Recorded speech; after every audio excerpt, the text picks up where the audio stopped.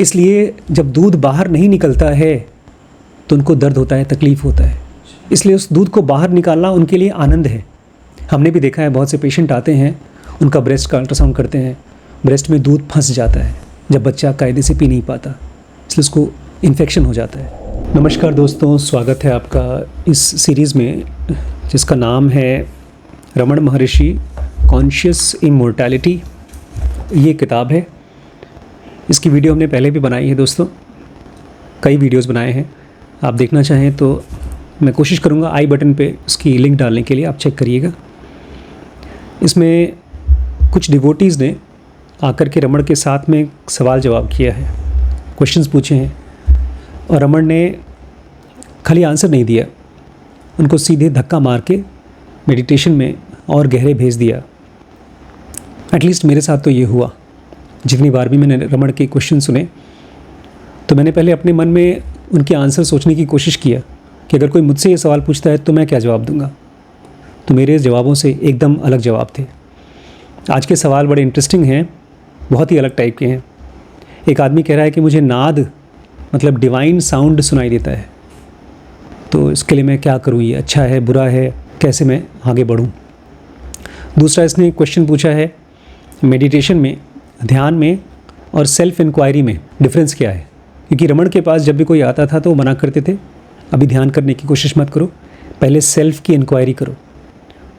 तो ध्यान में और सेल्फ इंक्वायरी में क्या डिफरेंस है, इसका आंसर थोड़ा बड़ा है। इसके बाद फिर और कुछ छोटे छोटे क्वेश्चंस हैं। एक तो क्वेश्चन है, अगर आप नॉनवेज खाने के लिए मना करते हैं तब तो पौधों में भी जान है, तो आप क्यों उसको खिलवाते हैं। एक आदमी है जिसको नॉनवेज खाना पसंद है, शायद इसलिए पूछ रहा हो, यूरोपियन है, बाहर का आदमी है। और लास्ट में क्वेश्चन पूछा है, अगर अंडा खाने के लिए आप मना करते हैं, अंडा नॉनवेज है, तो दूध के लिए क्यों बोलते हैं आप। भाई दूध भी तो एक जानवर अपने बच्चे के लिए देता है, वो भी तो नॉनवेज हुआ। ऐसे बहुत से आजकल मूवमेंट चलते हैं जहाँ पर लोग कहते हैं कि आपको दूध भी नहीं पीना चाहिए अगर आप जानवर को परेशान नहीं करना चाहते। तो इन चारों सवालों को हम लोग एक एक करके लेते हैं। क्वेश्चन है, I hear the psychic sound of नाद, डिवाइन साउंड, बेल इकोज। बस कुछ नहीं बोला उसने कि मैं अपने कान में नाद की आवाज़ सुनता हूँ, डिवाइन साउंड को घंटी की आवाज़ जैसी लगती है, इकोज होती है, प्रतिध्वनि। रमण कह रहे हैं, if you look upon it objectively you are likely to lose yourself in it. हम लोगों ने पढ़ा था रमण की टेक्निक में, जब भी हम किसी को देखते हैं, ध्यान करने की कोशिश करते हैं, तो दो तरीके हैं, ऑब्जेक्टिवली एंड सब्जेक्टिवली। सब्जेक्ट मतलब मैं, मेरे अंदर, ऑब्जेक्ट मतलब मेरे बाहर। ऑब्जेक्ट मतलब पदार्थ, सब्जेक्ट मतलब चेतना। तो जब हम किसी चीज़ को सुनते हैं तो वो ऑब्जेक्ट है। तो रमण कह रहे हैं, अगर तुमने इस आवाज़ को सुनने की कोशिश की क्योंकि तुम्हें अच्छा लग रहा है सुनकर, तुम्हें लगता होगा कि ध्यान में एक उपलब्धि है, तो अगर उसमें गए तो तुम खो जाओगे। ठीक वैसे ही खो जाओगे जैसे अपने विचारों में खोते हो। बड़ी कमाल की चीज़ है। But remember to look who it is that hears this sound.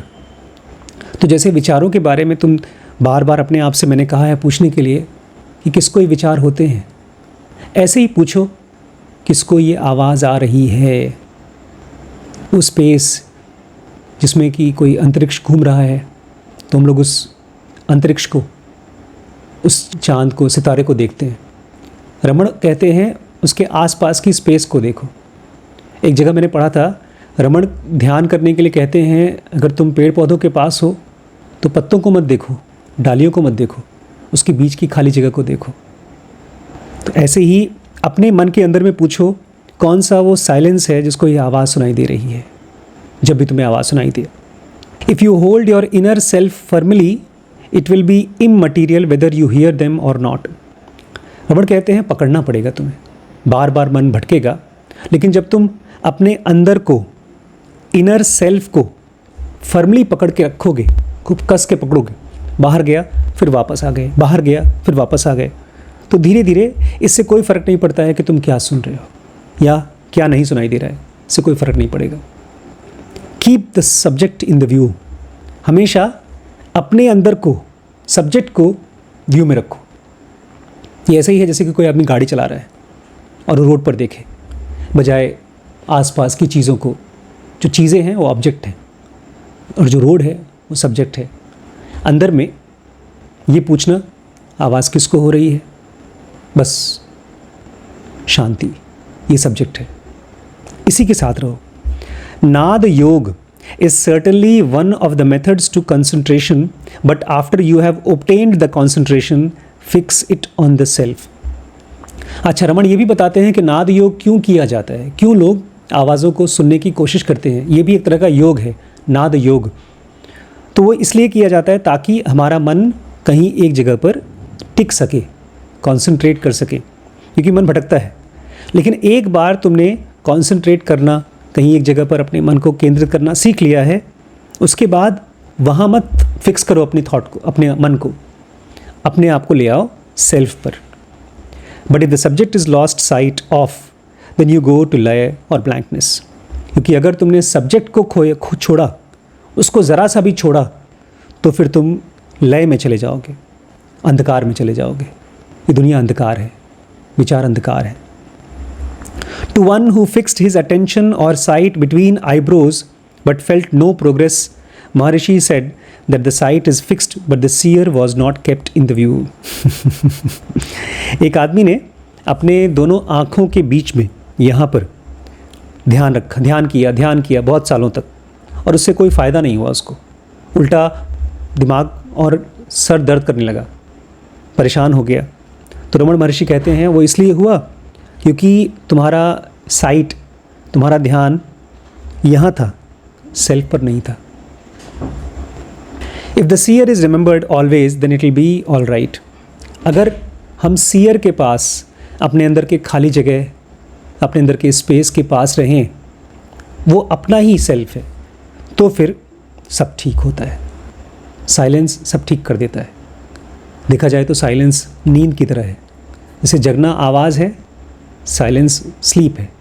ऐसे ही मन के अंदर में एक पार्ट है जो बाहर की तरफ है और एक पार्ट है जो अंदर की तरफ है। ये था पहला क्वेश्चन, नाद की आवाज़ सुनने पर। दूसरा सवाल है, ध्यान और सेल्फ इंक्वायरी में क्या डिफरेंस है। सेल्फ इंक्वायरी मतलब बार बार अपने आप से पूछना, ये आवाज़ किसको आ रही है, ये विचार किसको हो रहा है, मैं कौन हूँ, इस शरीर के अलावा बार बार पूछना, ताकि मन उसी को खोजे। ध्यान और सेल्फ इंक्वायरी में क्या अंतर है। Meditation can only occur if the ego is maintained. Raman कह रहे हैं आप जब ध्यान करते हैं, बिल्कुल ठीक बात है, आप कर सकते हैं, लेकिन उसको करने के लिए आपको ईगो चाहिए, कोई करने वाला चाहिए। इसी को कृष्णमूर्ति कहा करते थे, अपने आप को देखना और सुनना, बदलने की कोशिश मत करना। जब हम बदलने की कोशिश करते हैं तो कृष्णमूर्ति और रमन कहते हैं, नहीं कृष्णमूर्ति कहते हैं बिकमिंग, तुम कुछ बनने की कोशिश कर रहे हो।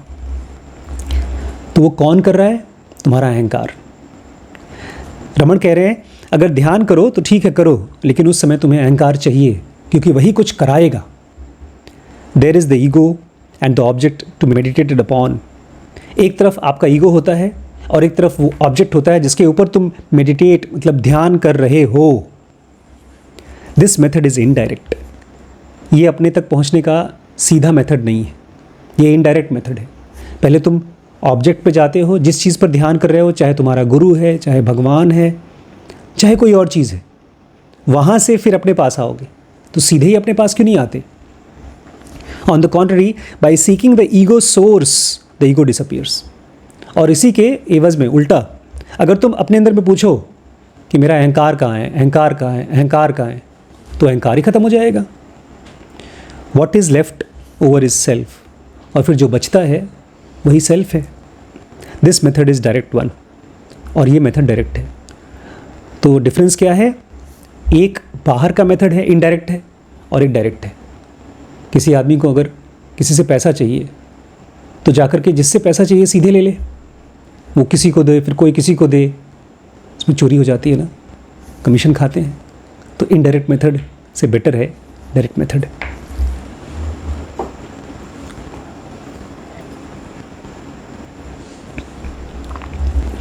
One of the obstacles of meditation to overcome is laya, temporary stillness और lull। और एक बड़ी मुश्किल है, बहुत से लोगों ने मुझे बताया भी है, क्वेश्चन भी पूछा है कि मैं बहुत दिनों से ध्यान कर रहा हूँ, मेरा माइंड ब्लैंक हो जाता है, काला हो जाता है। एक आदमी ने तो मुझे ये भी कहा था कि ऐसा लगता है जैसे मैं एक अंधेरे कमरे में फंस गया हूँ। रमन कह रहे हैं ये रुकावट है। जब तुम किसी चीज़ पर ध्यान करने की कोशिश करते हो तो तुम्हें उस रुकावट से गुजरना पड़ेगा, उस स्टिलनेस से, टेम्पररी रुकावट से, उस लल से। लल मतलब होता है एकदम अंधकार, फसावट। Hence the teacher who composed Bhagavad Gita said, Raman कह रहे हैं इसलिए जिस टीचर ने भगवद गीता कंपोज किया था, कृष्ण का नाम कृष्ण नहीं बोल रहे हैं, जिसने भगवद गीता लिखा था, कंपोज किया था, प्रैक्टिस मॉडरेशन इन स्लीप। उन्होंने कहा पहले अपनी नींद को कम करो, मेरे ख्याल से 7 घंटे 8 घंटे इसके बीच से ऊपर नहीं जाना चाहिए, 7 घंटे से कम भी नहीं जाना चाहिए। अगर आप कोई नौकरी कर रहे हैं, शरीर को नींद चाहिए। इसके ऊपर हमने एक स्लीप की पूरी सीरीज़ बनाई है दोस्तों, आप चाहें तो dkbrains.com में जाकर चेक कर सकते हैं, मीडियम का पार्ट है वो। This means 4 to 5 hours sleep. Raman कह रहे हैं आम आदमी को 4 से 5 घंटे सोना चाहिए, लेकिन मुझे लगता है ये उन लोगों के लिए है जो लोग फुल टाइम आश्रम में रह रहे हैं, रमन की तरह। Fakirs who tried to cut out sleep all together went to ascetic extremes which are unnecessary. अरे बाप रे, कुछ ऐसे भी फ़कीर हुए हैं रमन के हिसाब से जिन्होंने अपनी स्लीप को ही एकदम कट कर दिया, आधे घंटे 1 घंटे बस ध्यान ध्यान और ध्यान। ये एक्सट्रीम में चले गए। बुद्ध भी एक्सट्रीम में गए थे। बुद्ध ने एक बार बहुत कठिन तपस्या की थी, उन्होंने खाना छोड़ दिया था, करीब 1 महीने तक शायद उन्होंने खाना नहीं खाया था। उनका शरीर बहुत पतला हो गया था। वरुणा नदी जो पतली सी एकदम नदी थी बनारस में, उसको भी क्रॉस नहीं कर पाए। तब उन्होंने पहली बार खाना खाया 30 दिन के बाद। इसलिए कहते हैं एक्सट्रीम्स में मत जाओ, वो ज़रूरी नहीं है। एक्सेसिव स्लीप में B caused by over eating और ओवर एक्सर्शन। बहुत से लोगों को नींद ज़्यादा आती है, तो ये 2-3 कारण से हो सकता है। एक तो हम ओवर ईटिंग कर रहे हैं, जितना खाना खाना चाहिए उससे ज़्यादा खा रहे हैं, या हम ओवर एक्सर्शन कर रहे हैं, जितना काम करना चाहिए उससे ज़्यादा काम कर रहे हैं, थक रहे हैं, इसलिए नींद चाहिए। सो मॉडरेट दीज थिंग्स टू। इसलिए इन चीज़ों को भी मॉडरेट करो, न बहुत ज़्यादा करो न ख़त्म कर दो, ज़ीरो मत करो। इसलिए मेडिटेशन बहुत मुश्किल चीज़ है। मेडिटेशन इनडायरेक्ट है। ध्यान करने के लिए, अपने आप को, खुद को जानने के लिए अपने मॉडरेशन करो। इसी को बुद्ध ने मध्यम मार्ग कहा, न बहुत ज़्यादा न बहुत कम। Deep sleep is not possible in day time as the sun rays have particular effect preventing it. अभी अच्छी खबर, अगर किसी को ध्यान करना ही है तो कह रहे हैं कि दोपहर के समय बहुत गहरी नींद पॉसिबल नहीं है अगर आप थके नहीं हुए हो, क्योंकि उस समय सूरज की रोशनी आती है। हमने यही पढ़ा था सर्केडियन रिदम में कि जो रिदम है उसमें बाहर की जब धूप आती है तो हम सब जगने के लिए वल्नरेबल हो जाते हैं, जगावट होती है। तो कह रहे हैं उस समय तुम ध्यान को कोशिश कर सकते हो। If you doze in day time it is very easy to turn into meditation. और अगर दोपहर के समय आप थोड़ा सा नींद लेते हैं तो उसको आप आराम से ध्यान में बदल सकते हैं, as it is close to that condition, क्योंकि दोपहर को सोना ध्यान के पास ही है। और मैं आपको बता दूं, रमन ने उनकी पूरी ज़िंदगी ध्यान में गुजारी है, तो उनको इस चीज़ का काफ़ी अच्छा एक्सपीरियंस है। अब सोने के बारे में, अगर आप दोपहर को ध्यान करना ही चाहते हैं, या जिस भी समय आप सोकर उठते हैं उस समय आप ध्यान करना चाहते हैं, अगर आप अपनी नींद को ध्यान बनाना चाहते हैं, तो रमन कह रहे हैं the moment you wake up be alert. जैसे ही जगते हो अलर्ट हो जाओ, सजग हो जाओ और भगवान के बारे में सोचना शुरू कर दो। भगवान मतलब मेरे अंदर मैं कौन हूँ, मैं कौन हूँ, इसी विचार को करना शुरू कर दो। और कोशिश करो पूरे दिन अलर्ट रहो, सजग रहो। मतलब अपने मन में भगवान की प्रेजेंस को प्रैक्टिस करो कि हाँ मेरे अंदर कोई ईश्वर है, मेरे अंदर कोई ईश्वर है, इसको भूलो मत। तो सबसे पहला ऑब्स्टिकल क्या था? 4 ऑब्स्टिकल बताए हैं मेडिटेशन का। सबसे पहला ऑब्स्टिकल कि जब ध्यान करोगे तो लल में चले जाओगे, लय में, माइंड एकदम ब्लैंक हो जाएगा। दूसरा ऑब्स्टिकल है the mind turning to external objects. मन बार बार बाहर की चीज़ों पे चला जाता है। मैंने आज किया, मैंने पूरे 15 मिनट ध्यान करने की कोशिश की दोपहर को यहीं पर। एक बार मन किसी आदमी के ऊपर गया, फिर किसी चिंता के ऊपर गया। खैर मैं उसको वापस लाता रहा, बार बार वापस लाता रहा। तो ये सेकंड ऑब्स्टिकल है अगर आप बाहर किसी चीज़ पर ध्यान करते हो।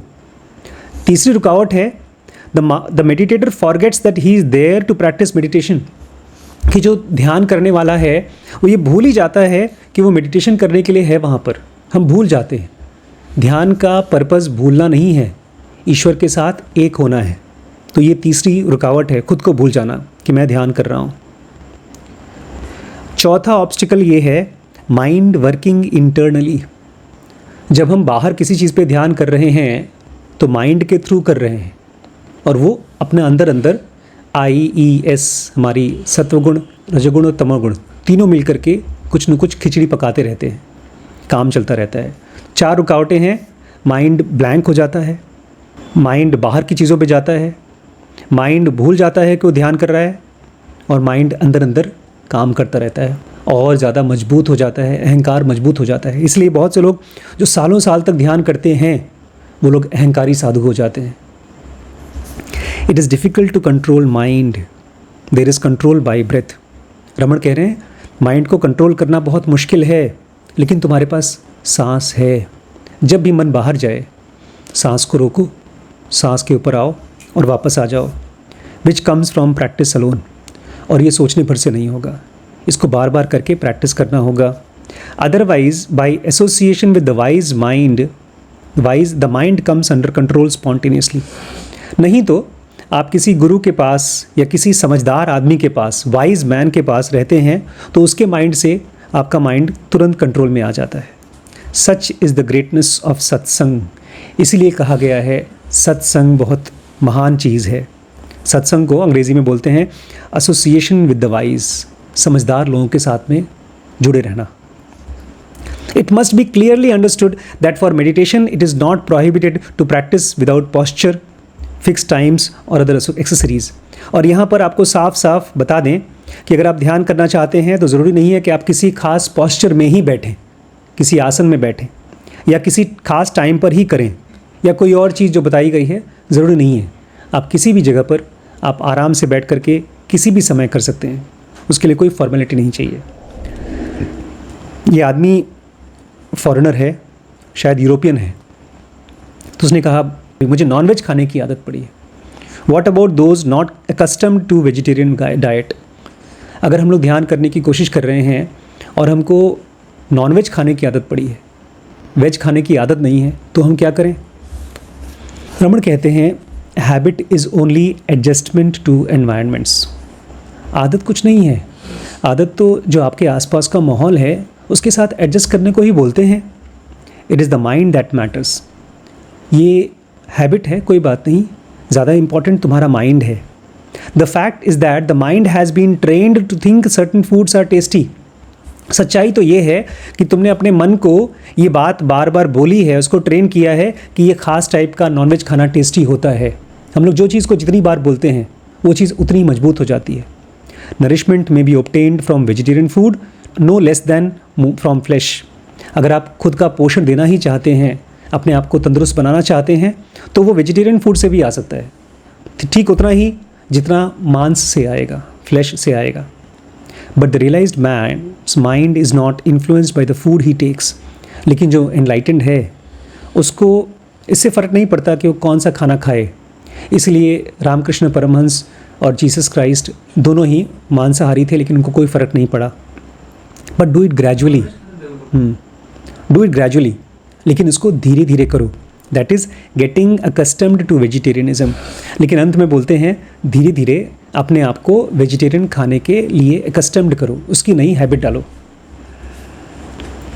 अब इस आदमी का माइंड थोड़ा सा ट्रिक प्ले कर रहा है, बहस कर रहा है। उसने पूछा but if it is a matter of non killing then even plants have life.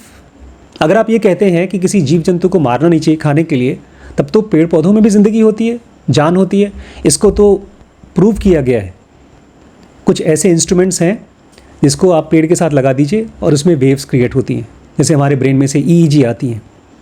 और अगर आप एक कुल्हाड़ी लेकर जाते हैं उसको काटने के लिए, तो वो वेव्स बढ़ जाती हैं, कभी बढ़ जाती हैं। अगर आप एक कुल्हाड़ी ले जाते हैं वहाँ पर और काटना नहीं चाहते हैं, तो वो वेव्स एज इट इज़ रहती हैं। ये प्रूव किया गया है बहुत फेमस साइंटिस्ट ने, मुझे उनका नाम नहीं याद है। तो कह रहे हैं अगर आप ये नॉन किलिंग की बात कर रहे हो कि वेजिटेरियन खाना खाना चाहिए, तब तो वो पेड़ पौधों को काटना भी गलत है। So to have the tiles upon which you are seated. Raman कहते हैं अच्छा, तब तो जिस टाइल्स पे तुम बैठे हो उसमें भी जान है, वो भी जिंदा है, उसको क्यों मरा हुआ समझ रहे हो? वहाँ मत बैठो। मतलब कि कुछ तो खाना ही है। अच्छा, फिर अब तीसरा trick, why do take milk not eggs? क्योंकि बहुत से लोग हैं दूध का आइटम भी नहीं लेते, दूध और अंडा दोनों नहीं खाते। तो ये बताइए आप अंडा क्यों छोड़ रखे हैं और दूध पीते हैं, ऐसा क्यों?